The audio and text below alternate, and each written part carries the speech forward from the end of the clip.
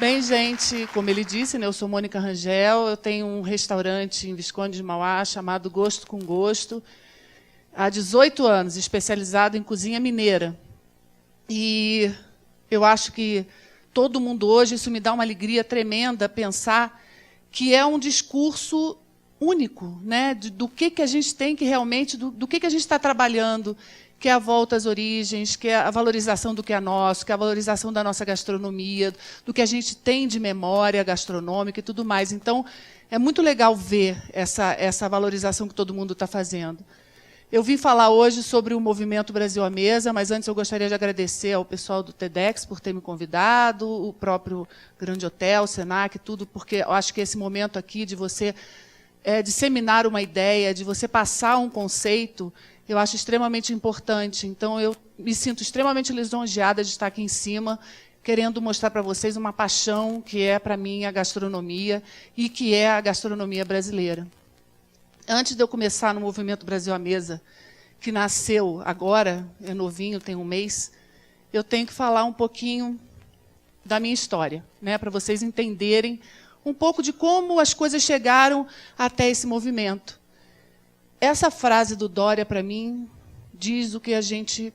o máximo, né? Estimular a universalização da cultura brasileira, em especial a gastronomia. Quer dizer, porque a gente, na realidade, a gente tem que formar um foco de gastronomia para ser universal, que é o que já acontece bastante. Eu acho que a gente precisa fazer com mais frequência isso, né? Isso aqui é mais ou menos só para vocês entenderem, né, que eu sou uma pessoa muito perseverante, uma pessoa assim, insistente nas ideias que eu tenho. Então, quando eu resolvi ser... eu era secretária executiva bilíngue no Rio, da Souza Cruz, e resolvi que eu tinha que ir para Visconde de Mauá criar meus filhos, e resolvi ser cozinheira. Então, isso, quando eu resolvi ser cozinheira, minha mãe parou e falou assim, tudo bem, você vai ser cozinheira. Eu fazia muitos risotos, eu fazia vários pratos. Quando eu falei assim, não, mas eu quero ser cozinheira de cozinha mineira. Te juro, gente, mamãe chorou. Há 18 anos atrás, eu falei, minha filha, como que você vai ser cozinha mineira? Que absurdo, ninguém vai no seu restaurante, ninguém dá valor. E eu persisti, porque para ela aquilo já era uma coisa tão normal fazer comida, né? Minha avó, minha mãe, aquela coisa de mineiro que vive em volta de fogão.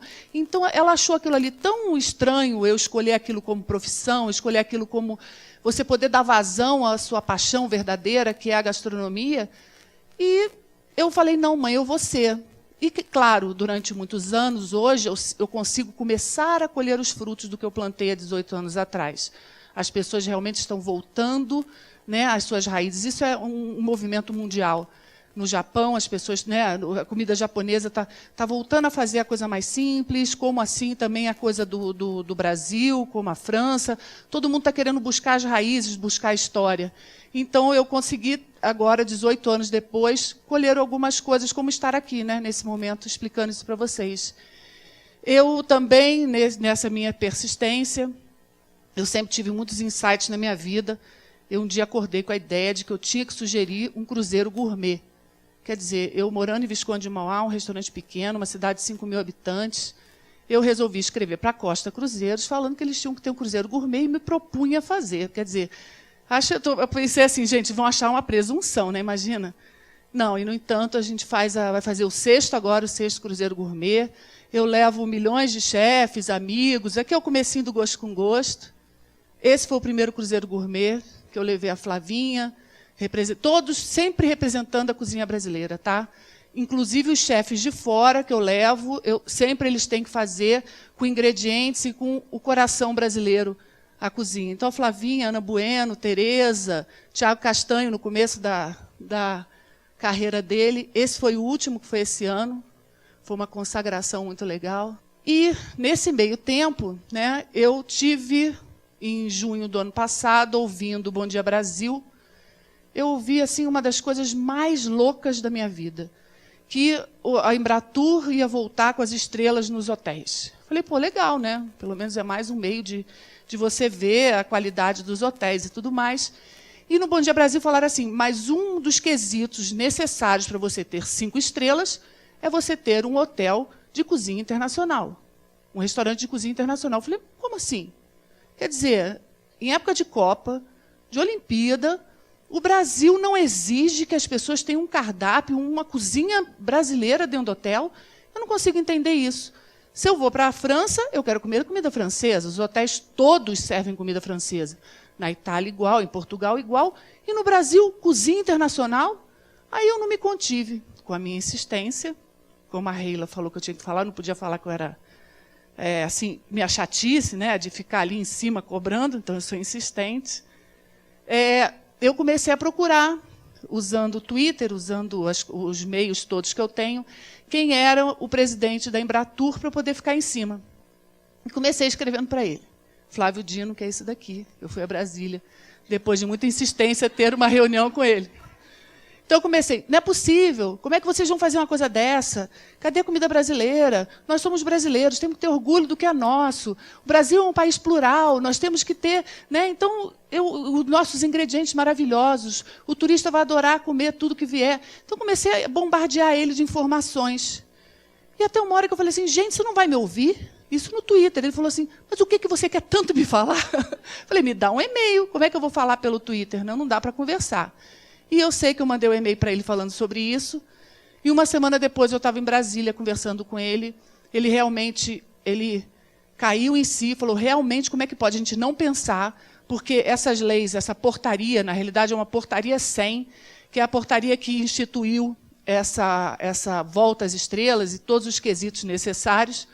Ele falou assim, a gente realmente não pensou gastronomicamente como é que seria isso. Então, temos que realmente rever. Só que é bem dividido. Existe o Ministério do Turismo, que cuida das coisas dentro do Brasil, e a Embratur cuida fora.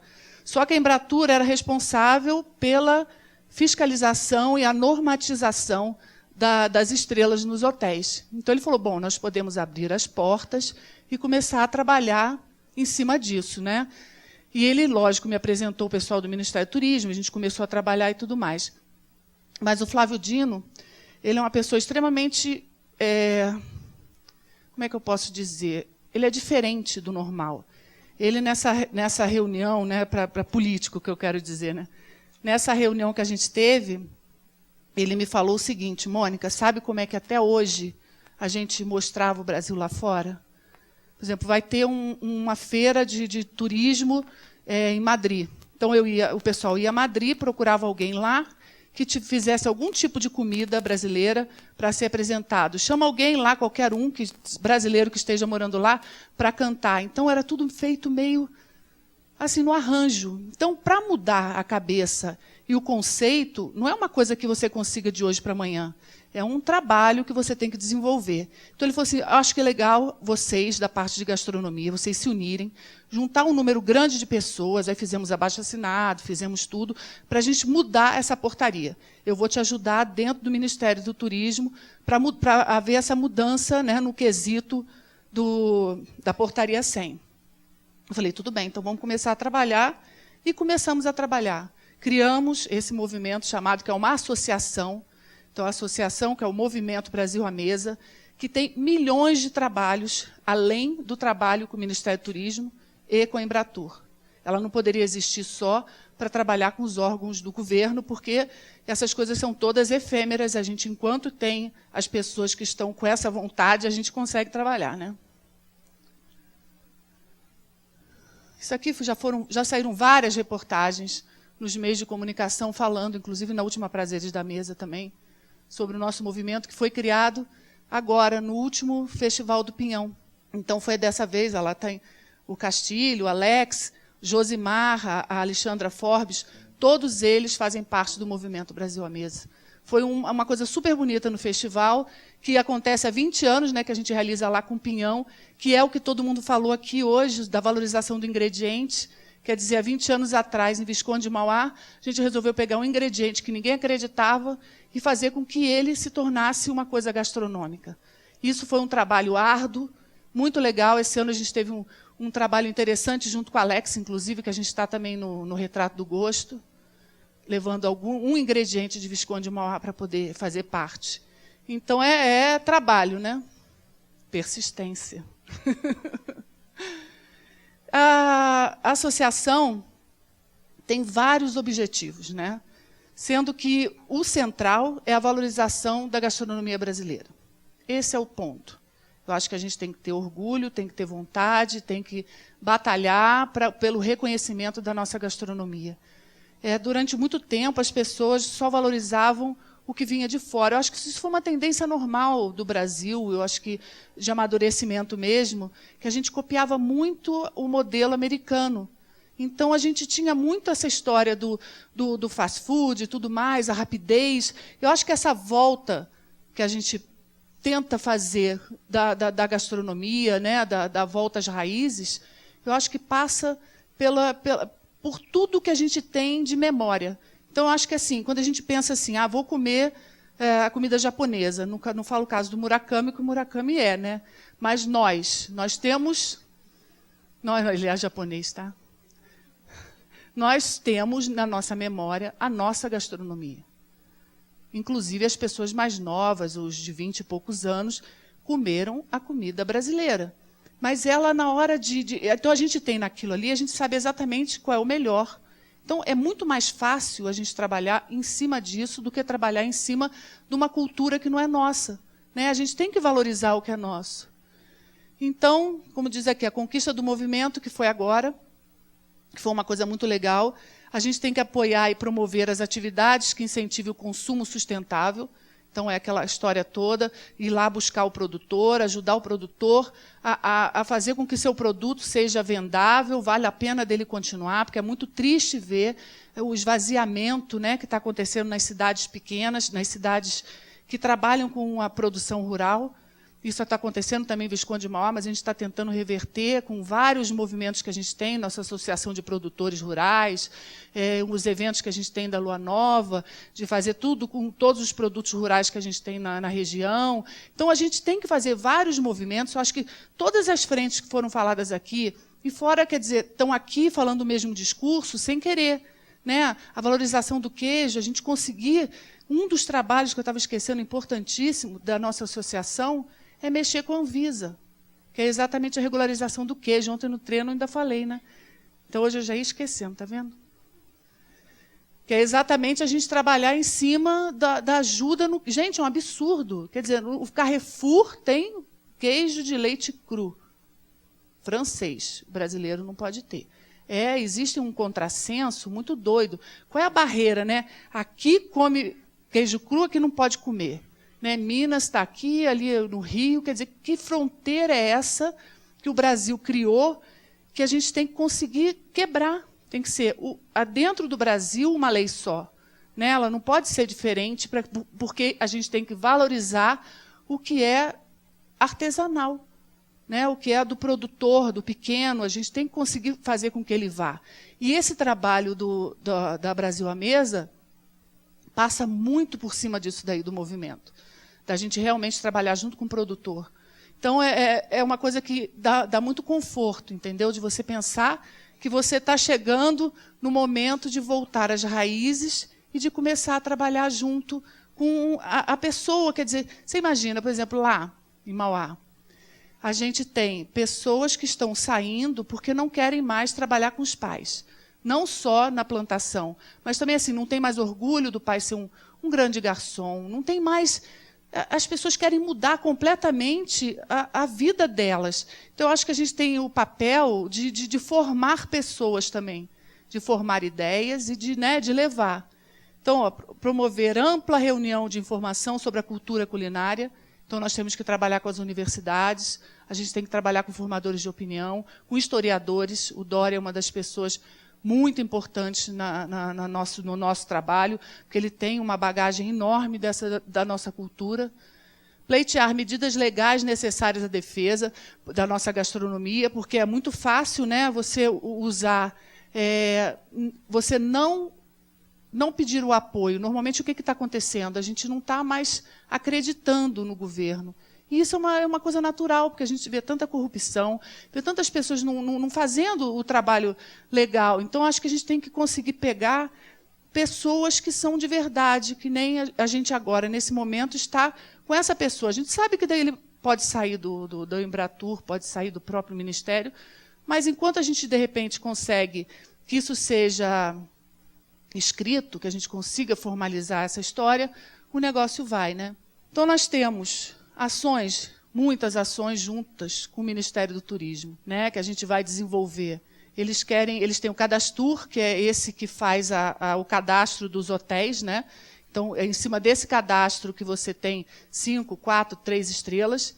E o mais importante, que é a briga central, que é propor alterações na portaria 100, que é exatamente propor que os hotéis tenham obrigação também de ter o restaurante de cozinha brasileira dentro. E o outro trabalho muito interessante, que eu acho que para mim é o central e foco que a gente tem que pensar, é que a gente consiga criar um prato, ou 2 ou 3, isso não importa, que sejam os pratos emblemáticos brasileiros, que possam entrar no cardápio de cozinha internacional. Porque isso é o mais difícil, né? Porque você pensa assim, o steak ao poivre todo mundo conhece. Qual é o prato brasileiro que todo mundo conhece? O mundo, né? Não estamos falando do Brasil. Então, nós temos que identificar, criar e fazer com que esse prato seja universal, que possa ser servido também lá na Itália, na França, e a gente ser conhecido gastronomicamente também.